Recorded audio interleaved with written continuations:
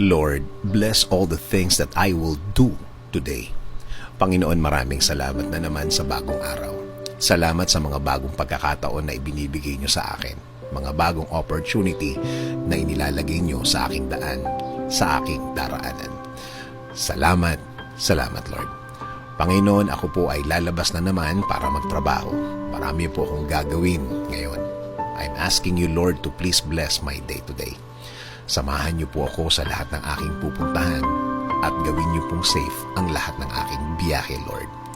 Samahan niyo po ako sa lahat ng aking gagawin din today, Lord. I-bless niyo po ang lahat ng aking gagawin.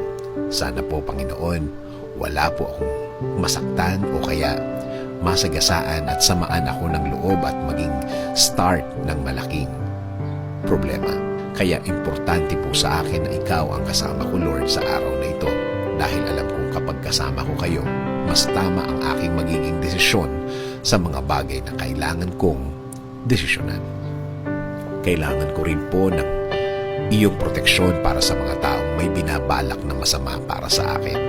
Huwag niyo pong hayaan na matuloy ang masasamang balak nila sa akin.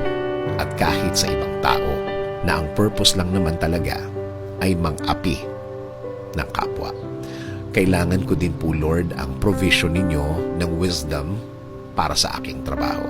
Bigyan niyo po ako ng talino, Panginoon, para sa mas tama ako mapunta. Mas tahimik ang araw ngayon at ang parating dahil sa ibibigay mo sa aking dagdag kaalaman.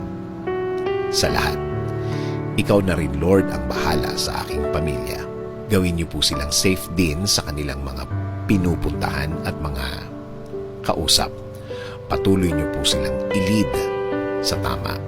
Patuloy niyo po silang i-bless. Patuloy niyo po silang bigyan din ng talino. I-bless mo din, Lord, ang bansang Pilipinas. Alagaan niyo po ang lahat ng pamilyang Pilipino.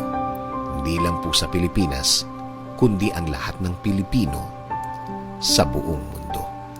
Patuloy niyo po silang protektahan at bigyan ng pagpapala, Lord. Salamat, salamat sa araw na ito, Lord. Dahil ikaw ang patuloy na gagawin naming guide sa lahat ng aming gagawin, sa lahat ng aming plano. Ikaw, Lord, ang manguna sa aming mga buhay.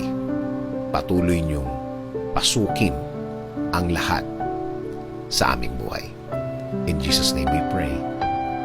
Amen. Sabi nga sa Psalm 118:24, "The Lord has done it this very day. Let us rejoice and be glad."